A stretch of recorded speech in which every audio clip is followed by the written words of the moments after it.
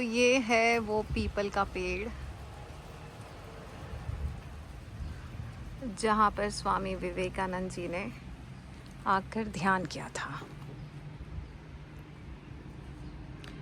अभी अभी मैं अपने जीवन के एक महत्वपूर्ण क्षण से गुजरा हूँ। इस पीपल वृक्ष के नीचे मेरे जीवन की एक महान समस्या का समाधान हो गया है। मैंने सूक्ष्म ब्रह्मांड और ब्रह्मांड के एकत्व का अनुभव किया है। जो कुछ ब्रह्मांड में है वही इस शरीर रूपी पिंड में भी है। मैंने संपूर्ण ब्रह्मांड को एक परमाणु के अंदर देखा है।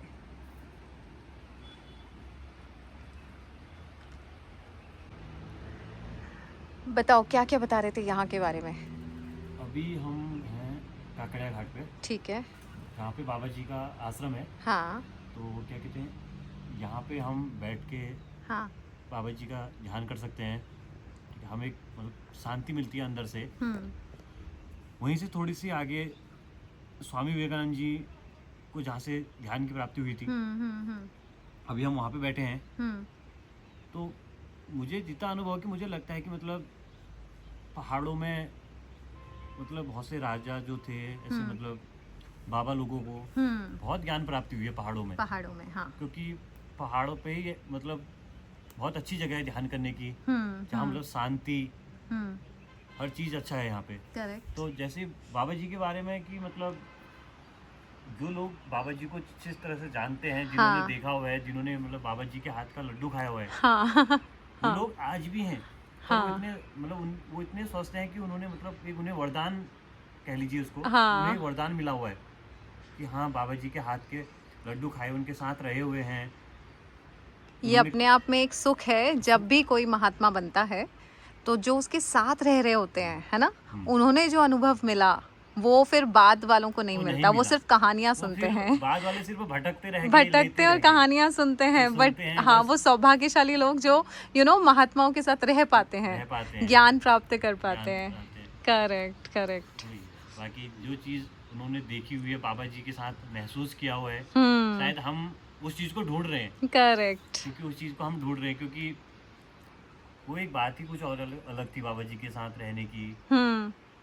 तो मतलब फिर भी आज हम जिस जनरेशन में जी रहे हैं, तो हमें भी वो सुकून मिलता है कि हाँ आज भी मतलब बाबा जी हैं, उनकी मतलब शक्तियाँ हैं जो आज हमें महसूस करा एटलीस्ट रहे इस हैं, जगह से आपको वो सुकून मिलता है। सुकून मिलता है। मतलब बहुत अच्छी जगह है। तो मैं तो यही चाहूँ कि मतलब बहुत से लोग जो भी मतलब जिसकी जितनी परेशानियाँ हैं, हाँ, तो आइए बैठिए ध्यान कीजिए, है ना। बहुत सुकून मिलता है ऐसी तुम्हारी जगहों उम्र पे। कितनी है? मेरी 28। 28। ध्यान करते हो? बहुत अच्छा लगता है, अच्छा इन लगता चीज़ों है। में बहुत अच्छा लगता है। करेक्ट।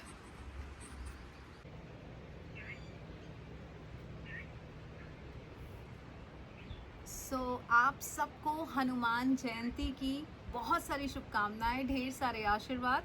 और कहते हैं कई जगहें आपको बुलाती हैं और शायद मेरा बुलावा हनुमान जयंती के दिन यहाँ पे आया। ये सोची समझी प्लानिंग नहीं थी, अचानक आ गई। मुझे तो 1 तारीख से 5 तारीख जो मेरा करोड़ों का तीर्थ यात्रा है उसके लिए आना था। बट ऊपर वाले की मर्जी अलग होती है। आप उन सौभाग्यशालियों में से होते हो जब ऊपर वाला आपको खुद बुलावा देता है। और इसको इशारा ही समझना चाहिए कि जब 1 से 5 तारीख को मैं आपको बुलावा दे रही हूँ यहाँ आने का, कि करोड़ों का तीर्थ करेंगे। अभी मैं जिनसे बात करी थी, जिस होटल में मैं रुकी हुई हूँ, ये वहीं के स्टाफ हैं जो मुझे यहाँ लेके आए हैं, और ये बता रहे हैं नीम करोड़ी बाबा के बारे में बहुत सारी चीज़ें जो उनके साथ उस वक्त रहा करते थे। वो शायद अब 80-90 साल के हो गए, जिन्हें वो मौका मिला उनके साथ बैठने का, उनको सुनने का, उनसे ज्ञान प्राप्त करने का, उनके साथ ध्यान करने का और उनके हाथ के लड्डू खाने का। तो जैसे ही इन्होंने लड्डू की बात कही, मुझे मेरे संक्रांति के लड्डू याद आ गए। और यही चीज़ मैं बताना चाहती हूँ कि हमको नहीं पता होता है किसकी कौन सी यात्रा है। जो लोग नीम करोड़ी बाबा के साथ बैठते थे उन्हें नहीं पता था कि आने वाले वक्त में वो भगवान स्वरूप हो जाएंगे और उनके लिए इतनी भीड़ लगेगी। उन्हें तब पता भी नहीं होगा कि वो किस महात्मा के साथ बैठे हैं। वो सिर्फ बातें करते होंगे, और अगर वो ज्ञान की बातें सुनते होंगे तो उन्हें लगता होगा कि ओके नीम करोड़ी बाबा हैं। उन्हें ये ज्ञान नहीं होगा कि वो कितने बड़े महात्मा हैं, या उनकी आगे की यात्रा कैसी है, या उनके नाम पे किसी स्थान पे इतने बड़े मंदिर बनेंगे और देश विदेश से लोग यहाँ पर आएंगे। कई बार गाइस कैसा होता है भगवान आपके बगल में होता है, गुरु आपके पास होता है, आप पहचान नहीं पाते हैं और फिर आप सिर्फ कहानियाँ सुनते रह जाते हैं। जैसे कि आने वाले टाइम में अगर किसी ने कहा कि अंजना रितोरिया का यात्रा ये है और वो पहले ऐसी रहा करती थी, उस टाइम पे वो लोग अपनी बातें कर रहे होंगे कि हमने तो उनके हाथ के लड्डू खाए हैं। ऑफ नाउ यही कहता है कि अगर आपको मौका मिल रहा है किसी ऐसे व्यक्ति का सानिध्य का या आपके गुरु के सानिध्य का, जिनके साथ आप बैठ के खा पी सकें, ज्ञान की बातें कर सके, उनके सानिध्य में रह सके, वो एनर्जी प्राप्त कर सके, बाद में तो दुनिया सिर्फ कहानी सुनती रह जाएगी। सो मैं आपको खुद बुला रही हूँ यहाँ पे 5 दिन रहने के लिए, करोड़ों की तीर्थ के लिए। एक बात बताती हूँ, यहाँ पे जब मैं ये पढ़ रही हूँ विवेकानंद जी के बारे में, इसी पीपल के पेड़ के नीचे उन्होंने ध्यान लगाया था और वो ऐसा कह रहे हैं कि इस पीपल वृक्ष के नीचे मेरे जीवन की एक महान समस्या का समाधान हो गया। मैंने सूक्ष्म ब्रह्मांड और बृहत ब्रह्मांड के एकत्व का अनुभव किया है। जो कुछ ब्रह्मांड में है वही इस शरीर रूपी पिंड में भी है।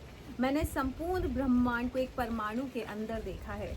तो आपको एक बात बताना चाहती हूँ, जो चीज़, जो शक्तियाँ उस जगहों पे हैं, उन वृक्षों में है। जैसे कि अभी ये कह रहे थे कि पहाड़ों में बहुत कुछ है, बिल्कुल है, नेचर है, नेचर आपसे बात करता है, नेचर बहुत सीक्रेट देता है। सो जैसे कि ये दक्ष बता रहे थे कि नेचर में बहुत कुछ है और बड़े बड़े साधु महात्मा पहाड़ों पे ही तप किया करते थे। यस, बिल्कुल सही बात है। पहाड़ों पे आकर तप करना, ध्यान करना, ये आपको घर बैठे मशीनों से अपनी वेव्स को हिला देने में नहीं मिलता है। नहीं तो बहुत सारे साइंटिस्ट हैं, बहुत सारे लोग अल्फ़ा वेव्स और ये वो सब मैनिपुलेट करना बताते हैं, किस तरह से आप वायरिंग फायरिंग अपने ब्रेन की कर सकते हैं। लेकिन जो वायरिंग फायरिंग आपको नेचुरल तरीक़ों से मिलेगी, तब जाके आप महात्मा बनते हैं।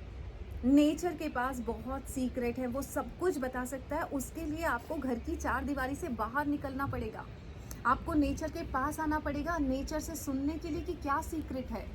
सो बस वही मैं भी इनवाइट कर रही हूँ आपको 1 से 5 मई का इसी नेचर में आने के लिए, जिससे आपकी भी ब्रेन की वायरिंग फायरिंग हो सके, बट मशीन से नहीं, नेचर के तरीके से, इस पीपल के वृक्ष के नीचे, यहाँ की उन जगहों पे जाके जहाँ पे बहुत एनर्जीज होती है। सो आयुषी से बात कर लीजिए 8433558905 पे, जो आपको घर की 4 दीवारी में नहीं मिलेगा, वो पीपल के वृक्ष में मिल जाता है और इंसान महात्मा बन जाता है। सो अगर महात्मा बनने की यात्रा है तो घर से यात्रा शुरू करनी पड़ेगी। मिलती हूँ मैं आपसे 1 से 5 मई के बीच में, यहीं पर नीम करोड़ी बाबा के आश्रम में। Thank you so much and God bless you.